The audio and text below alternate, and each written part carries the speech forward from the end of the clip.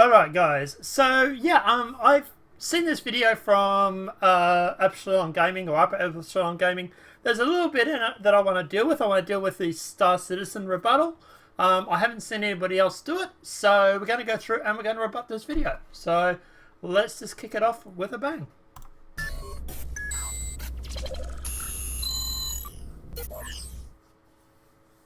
Crowdfunding is a tricky concept. By a very loose definition, the practice of crowdfunding has existed since the 1700s, but more recently, with the creation of a site called Kickstarter, it not only became wildly popular, but also far more accessible. That I would totally agree with. Before Kickstarter, sites like Indiegogo or Artist Share did exist, which essentially conform to the modern definition of what crowdfunding is, but Kickstarter really poured jet fuel on the concept and turned it into what we now see all around us. It's an interesting social phenomenon. I'll admit that in the past, I tried it out. I had a couple of ideas and thought to myself, hey, that's a great idea. I should do it. The easiest method to pursue, rather than create a complex pitch, finesse investors, or develop insider connections with months or even years of intense labor, was just throw it up on Kickstarter. The thing is, Are you saying that's the easier way to do it and that you didn't want to put much effort into it? Just a suggestion. I didn't really have the details of my plan worked out. I didn't have accompanying research, or at least not enough of it, that is. Didn't have a team in place ready to go, or frankly any of the necessary infrastructure to execute the ideas should they be successfully funded. Not to worry though, they were not funded. In fact, very few people supported them at all, which is actually a very good thing when thinking about it now. To be honest, with Kickstarters, half of it is idea, the other half is marketing, which is what he actually gets into here. To be honest, the reason why Star Citizen is so popular as a kickfunder, as a crowdfunding game, is because of the marketing. Whether you like it or not, it is one of the main success behind Star Citizens. The reason why the half-assed ideas I had attempted to crowdfund didn't go anywhere was because I had not marketed them. I was trying to raise relatively large sums of money from nothing, which is a monumental task, and the old phrase, you need to have money to make money, exists for a reason. Had I saved a few $1,000s to pour into high-yield marketing or advertising campaigns, even with the rudimentary framework of an almost non-existent idea, I would have probably been able to find some people out there interested in the concept and willing to hand over some of their cash. Okay, but there's a big difference between people handing over cash because of blind faith and people handing over what you claim is almost $300 million. To have $300 million in investments over a 7-year period, you have to have more than snake oil. Okay? There has to be something to this game that people have gone through and are actually interested in. Now, at the end of the day, even if you go through and you wrangle your way and scam a bunch of people from, for example, from some stupid idea that you may or may not have come up with, that's still not going to, for example, with Star Citizen, they've recently received $45 million as an investment for their promotion for Squadron 42. The people that invested in these have also backed projects like, for example, Oculus Rifts. These are guys that have backed large amounts of games, large amounts of tech, and they're no scrubs. These are people that are not going to go through and invest $45 million in a game because at the end of the day, because it's snake oil. Okay? These are people that have gone through and have done their research when it comes to investments. They're not stupid, and thinking or trying to lump them with the average Joe Blow that might give you $5 or $10 here or there is pretty disingenuous, to be honest. Now, sure, most of Star Citizen, obviously, most of the people that have backed it are just the average people, average day folk. Yes. But they have also had some high-end investors. And those are the people that don't get fooled by selling you bottles of snake oil. Things like this everywhere now. I basically get spammed on Facebook with birthday crowdfunded charity events or messages about new crowdfunding video games that will change everything and be a better alternative with help from the people. And some of these ideas are good or legitimate, but when large amounts of money are being passed around based on what might be someday with little to no true accountability or assurances, you will inevitably find a large number of applicants or projects that are just like I was, ill-prepared, not entirely committed, or worse yet, willfully misleading, even negligent. Now, at the end of the day, to claim that Star Citizen is... Hang on, let's just rewind it and let's hear what he said. Negligent. At the time, prepared, not entirely committed. So, not entirely committed, underprepared, or negligent. Okay. Star Citizen has over 500 workers employed at their offices at 5 to 7. I can't remember how many offices they have now. So claiming they're not prepared or not focused or not entirely what's the word he uses here? Applicants or projects that are just like I was, ill-prepared, not entirely committed, or were not entirely committed. To claim that Star Citizen, Chris Roberts, and the whole team who literally spent this weekend working on a patch, mind you, so they could get it out, and then claim that they're not committed is a little bit disingenuous as well. Yeah, I know what you're doing. You're trying to go through and say, hey, look, I was like this at some point in time, so therefore it's easy to do that. It's an easy mistake. Everybody can make this mistake, right? That's what you're trying to do. Well, at the end of the day, I'm sorry, but claiming that Star Citizen is ill-prepared, not committed, or negligent. Okay, maybe negligent if you want to go on in the early days, sure. But at the end of the day, you can't go on claiming about those two, especially now, not when you have 500 staff members and literally staff members working on the weekend trying to get the patch out. Because they're trying to fix the bugs and whatnot so that we can have 3.6 live. But hey, they're not committed apparently. Worse yet, willfully misleading, even negligent. At the time when I experimented with Kickstarter, I had every intention of attempting to execute the projects, but I was not prepared to do so in a truly responsible way. And rather than assume that some of the projects I will talk about today are actual fraud, I will try to remember that an easy possible alternative is that they simply overpromised without any real understanding of what they were committing to, or... That I would agree with. I would say, did Chris Roberts overcommit on what he wanted? Sure. He's always been a dreamer. He has always been someone that has gone through and has promised big. And at the end of the day, if it's a good old adage, shoot for the stars, and if you get halfway, you get to the moon. At the end of the day, even if Star Citizen comes out, and even if we don't get space stations that we can take over or we can control, even if we don't get the 100 systems, and I'll talk about that maybe in this video, also in another video, then at the end of the day, even if out of those 100 systems, say we only get 20 of them, that's still more than frigging Anthem.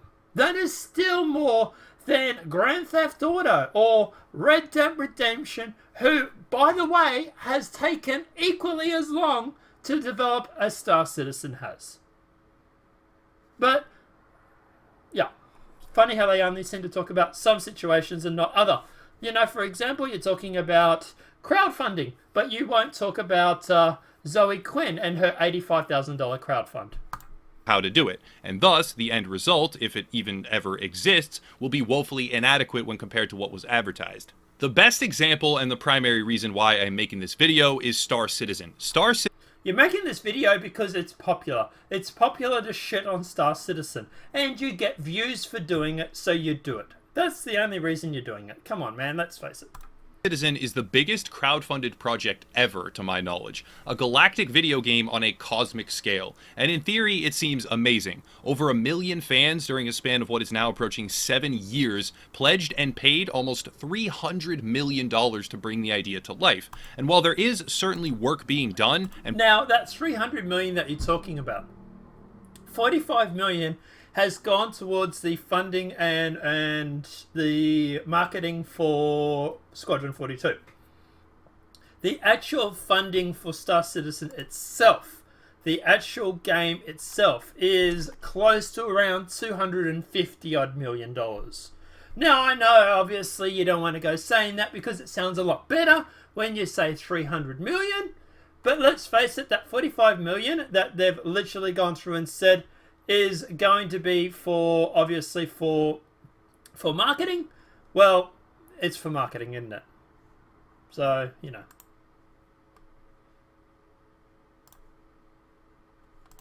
progress being made, it is not on a track that would see it releasing with any sort of legitimate viability for many more years to come. 3 to 5 years maybe at the most.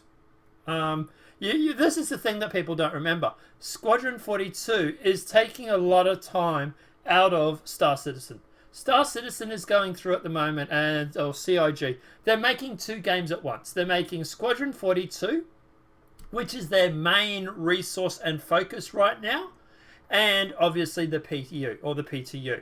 When they go through and they put things in Squadron 42, they then go through and then add them to the PU, because it's a lot easier to sort of get those systems in place.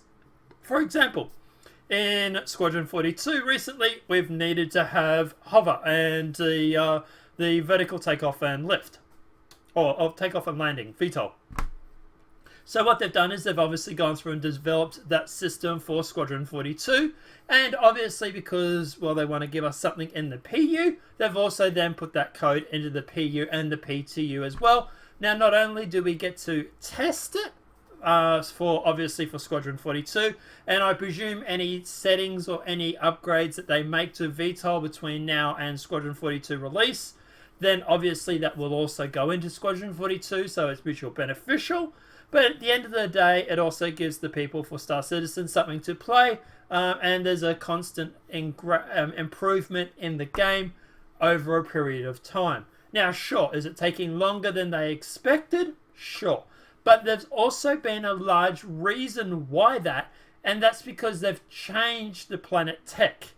I'm going to make another video about this, because this is something that these people that like to shit on this game aren't actually telling anybody. The reason why Squadron 42 Star Citizen has actually been delayed is because of the fact that they have gone through and instead of putting a game on rails for landing zones, they've basically made it so you can land on any part of the planet you want.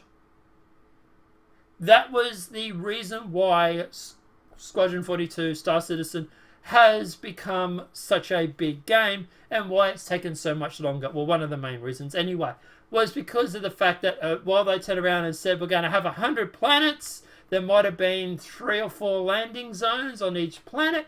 For the vast majority of it, you don't need any large amounts of procedural, you don't need large amounts of data or anything like that, where you're not going to land, because you're just going to be flying over it, probably on rails. Well, now with obviously Star Citizen and Squadron 42 and being able to land anywhere on any point of the planet, they have to obviously go through and make these planets fully expansive. And for example, instead of just worrying about putting, rocks and cities on this patch and on this patch, they need to obviously go through and populate the whole planet. Now, obviously, as for the 100 places visit thing, I don't know if we're still going to get 100 systems. Maybe in the future, maybe they're going to round them out over slowly. But at the moment with Star Citizen, if we get 5 systems, I'm going to be more than happy with that. Because at the moment, those 5 systems are going to have more landing places that we can go to than those 100 places would have in any given point. But regardless. The biggest issue, that's another video I'll make, though, is that the game's development team is not sitting on a topped-up bank account ready and waiting to hit the grindstone. To do this... okay, so this is another thing that sort of is a little bit stupid.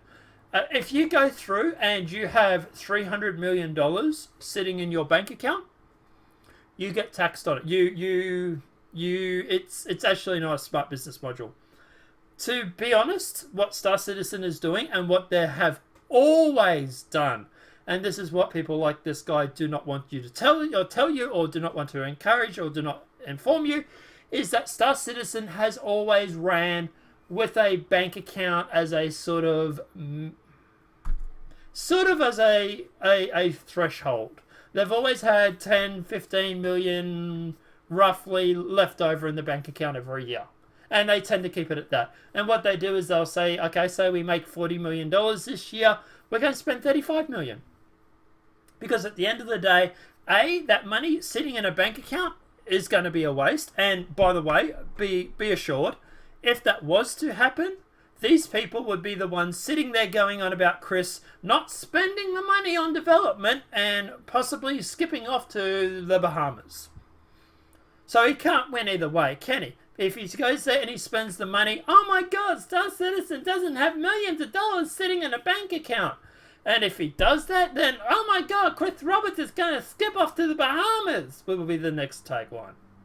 So what Star Citizen is doing is saying, okay, we've made $40 million this year. We're going to spend $30 million or $35 million or whatever it may be. We're going to make sure that people keep putting out code, keep putting out add-ons, keep putting out developments. And then obviously at the end of the day, we'll leave a little bit of extra money so that we've got a little bit of a slush fund or a little bit of an extra sort of bank account. But at the end of the day, the vast majority of this money that we are going to get, we're going to spend on building the game. To me, that makes smart business move. If I ran a business and I had to provide a product at a end of certain point, regardless of how much that product gets delayed, I would say, yeah, you need to spend the vast majority of that money building that said product. And that's exactly what Chris Roberts is doing at the moment. Funds have been largely wiped out, and there is very little to show for it. Since the game's proposed... Have you played the game? When was the last time you played Star Citizen? Because at the moment, I really haven't seen anything here that is not trailer footage that you've got from their website, from their YouTube channel, or you hovering over their website. In fact, the account, you're not even signed in at the moment because it's orange. So, when was the last time you played it? Because I played it earlier today. I played it pretty much every day. But regardless, there is something to do there. There is, sure, it's got bugs. Yes, of course, obviously I'm playing the PTU at the moment. But at the end of the day, yes, it's buggy. Yes, 3.5.1 was a bad patch. 3.5 was a bad patch. It had a lot of bugs. Yes. But there's still the game there. There's still that potential. There's still the planets, the systems, the new mechanics they're bringing in. Do I need to bring up the new mechanics that they're putting in every 3 months? Let's go to Roberts Space Industry.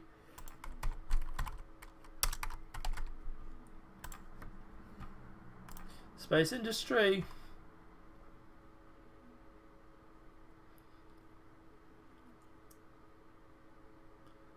Sorry, my internet. Alright. Now, development roadmap.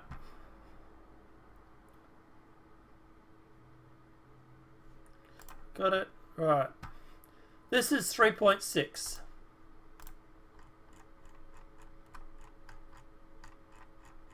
This is the stuff they've been working on in this latest patch.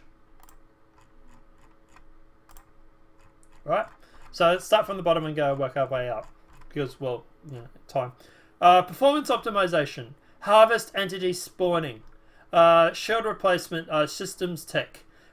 Distribution and ecosystem improvements. Asynchronous disconnection refractor. Client server actor network rework. They've gone through, they've made 1, 2, 3 new weapons that are put in the game. They've put in 4 new ships. They've put in the law system. They've put in the new transit system. They've put in playable characters. Player carryables version 2. They've put in system misfires. They've put in ship degradation and improvements. They put player jump, ragdoll improvements, player free look, ship rentals, which is coming in probably in 3.61. Weapon attachments, which will be coming in very soon. Oh, that's finished. Cool. That'll be very soon. Hover mode, which we're testing at the moment. Black market economy, which we've been playing with. Purchasing kiosk, which is completed, which will be coming in soon. That'll be coming in probably 3.61. New rest stops and improvements areas. That's everything that has been put through in the past 3 months that they've been working on. Not to mention the other stuff here that they've been working on for the past 3 months as well. Like, like for example, 6 out of 7 for Microtech, 6 out of 22 for the new system, 3 out of 17 for a new system giver. Locations, Crusader, right? Origin landing zones, 90 out of 180. This is the stuff that they've been working on while also doing 3.6. And your argument is they're not putting much into the game? When was the last time you played it again? I'm curious to know. Proposed release date back in 2014, 2 years after its first round of funding on Kickstarter, which raised about $2 million, it has been delayed numerous times. During these delays, the marketing has not slowed down. Quite the opposite, in fact. The marketing has skyrocketed into the stratosphere with new and creative ways to raise funds. What started as a $2 million project, sold on various backer pledges and packages, has ballooned out to a massive $300 million Goliath. It wasn't actually a $2 million starter. I believe it actually raised $2 million on Kickfunder, or Kickstarter, sorry, but also raised, I think it was around $7 million on their own website at the same time. Or around the same time. It actually started on closer to $7 to $9 million actually. And the $300 million that you're talking about, $45 million of that has gone to supposedly Squadron 42 marketing. So making that argument that $300 million is all being used for development is disingenuous, and you probably should know that before go making a video. But regardless, at the end of the day, Star Citizen itself, it's only around $250 million for development. Now, obviously, not all of that is going to go in game development. There are going to be, for example, fees when it comes to buying tech, buying equipment, buying offices, building offices, stuff like that. But yeah, most of that money has gone in development, yes. What's the problem? Are you complaining that Star Citizen is spending the money that people are handing over to make a game? Is that your latest argument? Supported by spaceships and add-ons that cost thousands of dollars for a single in-game item. Just on that, no. Only a few items are actually thousands of dollars. You have the Idris, you have the Bengal, which I don't think has actually been up for sale. You actually have the Kraken, which was 1,500, I think it was. The Idris was 3,000, and you had a couple of variations of the Idris. But yeah, there's only been about 3 or 4 actual different ships themselves that actually go through and sell for thousands of dollars. In fact, they've actually gone through and done some research and found out that the vast majority of backers, when it comes to Star Citizen, the average spend on Star Citizen is around $100 per backer. That's what it averages out to. I hate to tell you, but that's what I spend on a AAA game. What? I don't get the point. What your problem is that people are spending that roughly on average the same as what they spend on a AAA game. And this game is going to be far, far better when it's finished than anything a AAA gaming industry has put out. But, hey. Out of over 100 advertised Star Systems, not a single one is complete after over 3 times the advertised development time span. The problem for that is because of server tech. The Star Citizen has gone through and put something in the game called Object Container Streaming. They basically allow it. So the best way to summarize this is, imagine your game has all the source code over here on your left. Now, when it needs something, it then goes through and it puts that relevant information into a box. And then when the system or the game needs to draw on said information, it then pulls that information out of the box. So instead of, for example, Star Citizen having to go through and load all the different systems at the moment, it only has to load the one in your proximity. And then obviously when you go to quantum jump to a different area, it then says, hey, he's going to quantum jump to, for example, Grim Hex. I need that information from Grim Hex, pulls it out of the source code, plops it in the box, and then when you start approaching Grimhex, it pulls all the information out of the box and loads it up. And it does it on the fly, which basically means there's no loading screens in Star Citizen except for you having to load into the game. The vast majority of the game is actually seamless. Of course, if you die on Grimhex and you respawn back at Port Al-Azhar, you're going to get a load time for a little bit when you're respawning, because that object container streaming then says, oh poop, I need to load up Port Al-Azhar, grabs the information and loads it obviously there. But yeah, there's no load screens per se, and everything is pretty much done on the fly. Now, the reason why this has caused a delay is because at the end of the day, or why we only have that one system, is because we are at the end of the rope when it comes to what the servers can handle. At the moment, we have Crusader, or we don't have the Crusader itself, but we have the Crusader system, which has about 3 or 4 different moons. There's about, we have Hurston, which has about 3 or 4 moons, and Hurston planet itself. We have ArcCorp, which has about 2 moons, and ArcCorp itself.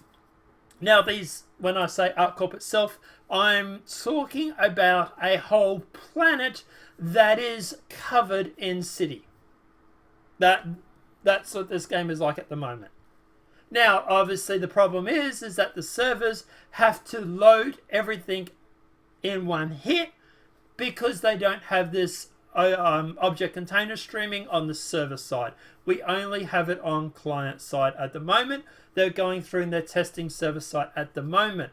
Once we have that technology on the servers, then they're going to be able to go through and put in different systems. They're going to be able to keep expanding the system that we already have, and they're going to be able to put in Microtech and also Crusader or Orison. So this is why, we'll go back to this for a sec. This is why there is a gap between here, which is where we are now, and 2008, sorry, 3.8, 3.9.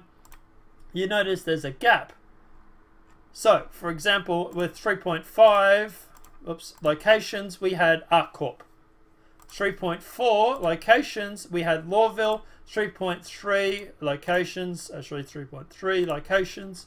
3.3, 3.35, we had locations, which are obviously Lawville Landing Zone. 3.4, we had the other area of Lawsville. 3.5, we had ArcCorp. So they're able to get basically a new landing zone done within a patch or two. However, we have 3.6 with no new landing zones, 3.7 with no new landing zones, 3.8, 3.9, we get one each. The reason why is because between here, they're hoping to get server-side OCS done. And that's why at the moment we don't have a complete system. We don't have a complete system because the servers can't handle it, because they're just bogged down with so much information. This is another thing that they do not tell you when it comes to Star Citizen. That is why they have an incomplete system at the moment. That is why we don't have jump points to 50 or 60 different planets. Okay, then not only are they building the tech to obviously build the biodomes, the technology for procedural planets, stuff like that, but also they've got to build the tech that allows the servers to be able to handle this. Server meshing, server-side OCS, all this sort of stuff is basically, and persistence is also key because those 3 things work together. Those 3 things are what's stopping us from getting Microtech now. To give you an idea, Microtech, the collection, 6 out of 7 tasks complete. We go to locations from Microtech, New Babbage, 5 out of 21. Then the other planet here, Microtech Planet, is 1 out of 8, right? Orison Landing Zone, which is coming out in the first quarter of 2020. Orison Landing Zone is 90 out of 180 already done. There is nothing stopping Orison Landing Zone being completed, except for technology, in the next 3 months. In fact, we actually suggest that Orison Landing Zone will be actually shown to us at CitizenCon, which is probably why they're working on it so much. But that's the reason why we have an incomplete system. And that is one thing that they do not tell you. Also interesting is that the primary focus has been quite clear for some time now. Continue to onboard fresh investor capital. This is such a high priority, in fact, that the game offers a service called War Bonds, where old ships can be turned in and then traded for newer and better ships with a large bonus or discount if new cash is used as well. Yeah. To keep funding this product and to keep funding this development, they need new, fresh capital. Yes, they do. Yeah, it's like criticizing Coles or Woolworths for saying that they keep needing customers to spend more money on new products. Or Harvey Norman going on and getting people to spend more money on new TVs. That is how the business stays in business. Yes. Guess what? The AAA game industry is no better, except for the fact that them going through and using new ships or whatever it may be to fund their products, they get people to buy new games every year, which is why you get a FIFA. Every year there is a new FIFA. Every year there's a new Madden. At least with Star Citizen, they're not just repacking the same game and changing teams. Madden, FIFA. And at least at the end of the day, they are giving us something that we can actually see. Something that has taken time to go through and actually use. And by the way, some of the details on the ships, freaking amazing. But anyway. Alongside this, the game sells elite social club status with insanely priced gimmicks like a digital bottle of whiskey or other meaningless items that are simply used as a mechanism to communicate prestige and try to...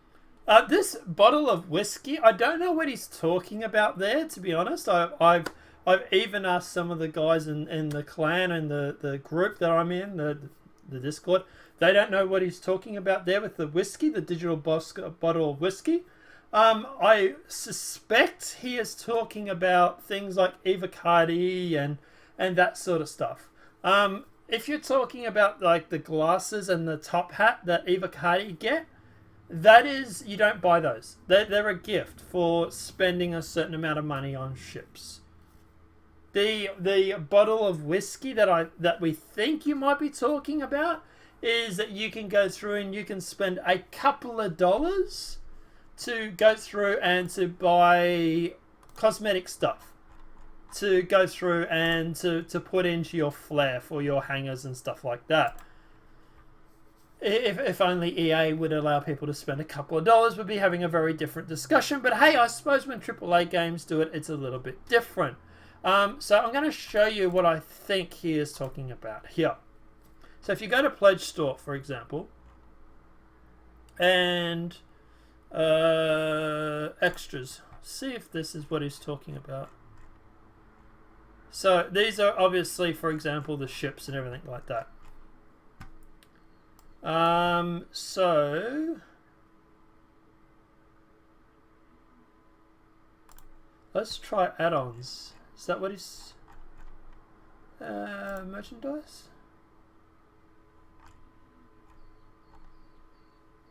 No, that's posters and stuff like that.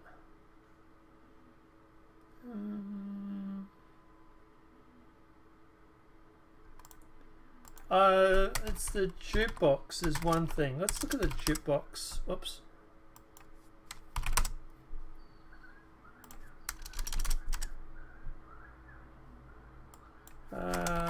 Music.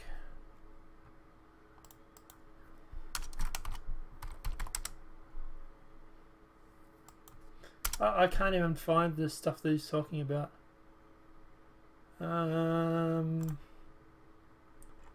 Subscriptions? No. No, it's not merchandise.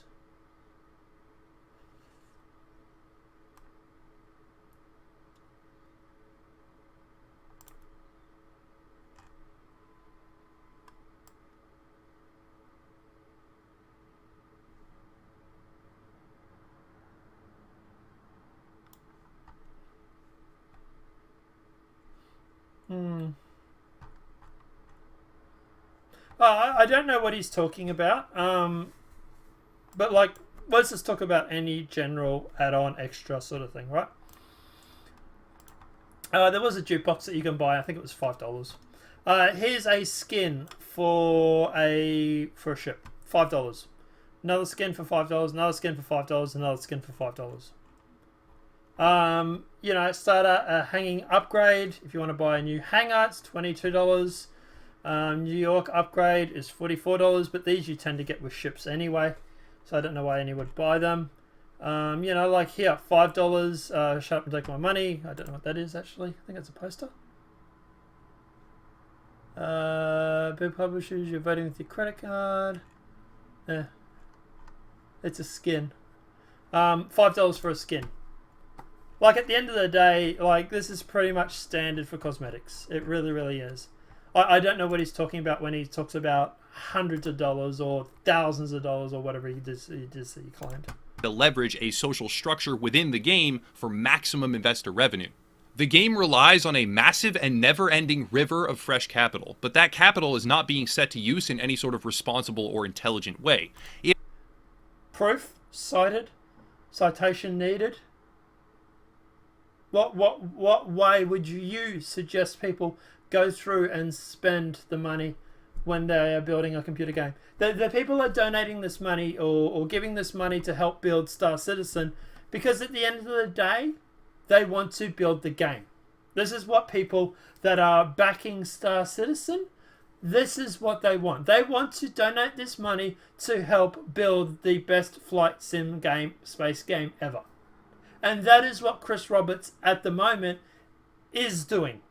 He is building the best flight sim space game ever, so to speak. That to me is exactly what people want. That is exactly what people want him to do. And I'll tell you now, the community regarding Star Citizen is not shy about speaking up in regards to this. If Chris Roberts, Sandy Gardner, or any of the other execs do something wrong, they are very, very, very well told about it. Point in case, just recently, VTOL, or the Valkyrie, the dropship. There was a dropship in Star Citizen, right? It was called the Valkyrie. I'll actually bring it up so you guys can know what I'm talking about. Ships. Anyway, people wanted this ship to go through and have a cargo space. Here it is here. It's the dropship. Now this ship, for example, they wanted to go through, and it's supposedly a dropship, right? So you go through and you put men in it, you drop in at a location, and you can go through and basically drop the troops off. Now, at the end of the day, people wanted it to be, for example, they wanted some cargo space. They wanted to be able to go through and actually have it so that you can have some cargo space to hold guns and stuff like that for Star Citizen. And the upper echelon, the managers, the directors at Star Citizen were vehemently against this. Now, since then, because of the outcry regarding their fans and their supporters, they have gone through and actually flipped on this decision and are now allowing it to actually have a cargo space. So here's the ship here. If you open the back door, there was actually a area where you can put cargo, where you can put troops, where you can put a vehicle. And people were saying, hey, this is supposed to be a drop ship. We want to be able to put cargo in this, and we can't. And there was a big hula regarding it. And Star Citizen's Chris Roberts and John Crew and the rest of the guys turned around and have since flipped on their decision and have actually allowed it to actually have cargo space now. So I'll tell you now, the community, it really, really is not shy about letting Chris Roberts know every time he does something wrong. Or something they disagree with. If that revenue stream were to be cut off right now, this very day, the game would never be finished. Not even close. But that's pure conjecture, okay? At the end of the day, we don't know how much money they've got in their bank account. People have been working it out from funding, but there's still that $45 million that's supposedly gone there. Push comes to shove, they could probably use that for development. They could probably get the game probably done within a year, 2 years. It probably wouldn't be 100% complete, but it would be looking pretty good. It really, really would. At the rate it is going. By the way, Elite Dangerous is still putting out add-ons and patches, stuff like that too.